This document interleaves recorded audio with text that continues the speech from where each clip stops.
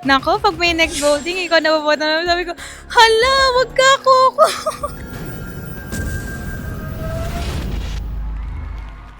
Hi, I'm Biel Santos. I'm 18 years old. From Balibag, Bulacan sa Blazing Gen Z.